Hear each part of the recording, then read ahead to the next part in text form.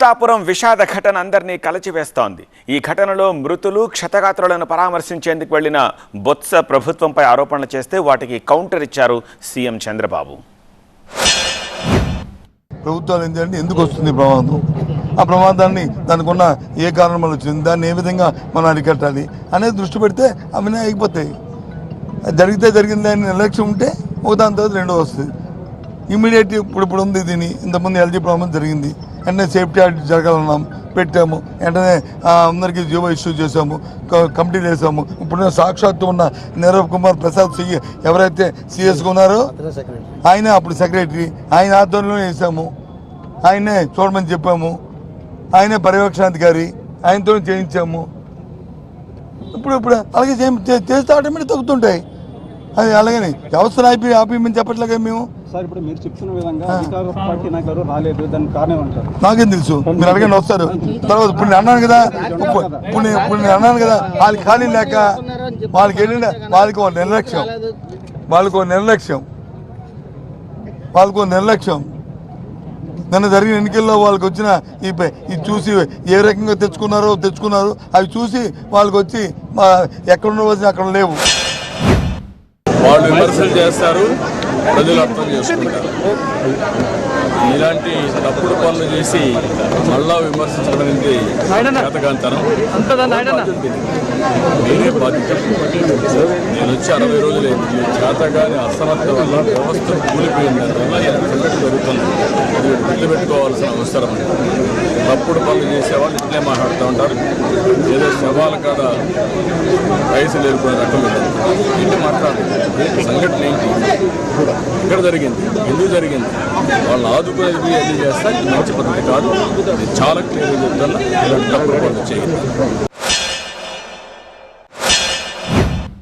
2-3 రోజులు ఏదైతే పని ఇందాక మీకు చెప్పిన కలర్ చెప్పిన ఆ 2-3 రోజుల్లో చెక్కులు వాళ్ళ చేతిలో అందాలి. వాళ్ళ కుటుంబానికి వచ్చి వాళ్ళ ఉద్యోగం ఇస్తామనేది భరోసా ప్రొసీడింగ్ ఇవ్వాలి. ఎవరైతే వెంటిలేటర్ మీద ఉండి సీరియస్గా ఉన్న ఇంజరీ ఉందో వాళ్ళకి 10 లక్షల రూపాయల కాంపెన్సేషన్ ప్రకటించాలి ప్రొసీడింగ్ ద్వారా. అలాగే 3 లక్షల రూపాయలు ఎవరైతే ఇంజరీ అయ్యి మరి 3 రోజులు హాస్పిటల్లో ఉండి వెళ్తారో వాళ్ళకి 3 లక్షలు ఇవ్వాలి. ఎవరైతే చిన్న ఇంజూర్డ్ అయ్యారో బయట హాస్పిటల్ చేసుకున్నారో వాళ్ళకి 50,000 తక్కువ లేకుండా వాళ్ళకి ఇవ్వాలి. అది దాని అన్నింటికి కూడా రాతపూర్వకమైన ప్రభుత్వం నుంచి ఒక ప్రొసీడింగ్ ఒక రిలీజ్ రావాలి, జీవో రావాలి. వచ్చినప్పుడే ప్రజలు నమ్మకం ఉంటుంది. అన్ని విధాలా మానిటర్ చేస్తున్నాం. జరిగింది చాలా దురదృష్టకరమైన సంఘటన. దీనికోసం చనిపోయిన వాళ్ళకి ఒక్కొక్కరికి ₹1 కోటి ఇస్తున్నాం. అదే సమయంలో సీరియస్గా ఇంజనీర్ జరిగిన వారికి 50 లక్షలు ఇస్తున్నాం. మైనర్ ఇంజనీర్స్ ఉంటే 25 లక్షలు ఇస్తున్నాం. ఏ మాత్రం కూడా ఎవ్వరికి ఇబ్బంది లేకుండా ఆ కుటుంబాలను ఆదుకునే బాధ్యత కూడా తీసుకుంటాం. విశాఖపట్నం నాకు మనసుకు దగ్గరైన సిటీ. ఉదూదులే ఏ విధంగా చేసామో మీరందరూ చూశారు. ఎప్పుడూ ఒక మంచి పని చేస్తే గుర్తుపెట్టుకునే సిటీ ఇది. ఇలాంటి సిటీలో నేను మొత్తం ఈ యొక్క సేఫ్టీ మెజర్స్ అన్ని ప్రక్షాళన చేయాలి. భవిష్యత్తులో ఎలాంటి సంఘటనలు జరగకూడదని ఆలోచించే సమయంలో ఒక దురదృష్టకరమైన సంఘటన, బాధాకరమైన సంఘటన జరిగింది. ఏదేమైనా దీన్ని ఇదే చివరిది కావాలని నేను కోరుకుంటున్నా. వ్యవస్థకి ఏది జరిగినా వ్యవస్థకి నష్టం జరగకూడదు. వ్యవస్థను కాపాడుకొని చేయాలి, ప్రజలకు నమ్మకం కలగాలి. పర్వాలేదు, ఈ వ్యవస్థ ఈ ప్రభుత్వాలు ఉన్నాయి, పర్వాలేదు. ప్రభుత్వం అంటే వ్యవస్థ మీద నమ్మకం పోతే ఎలాగా? అది పోయింది ఎడుపు, అది చూస్తే అది ఆత్మహత్యలు చూస్తే ఓకే. గడచిన ప్రభుత్వం చేసిన వ్యవస్థల్ని సర్వనాశనం చేశారు.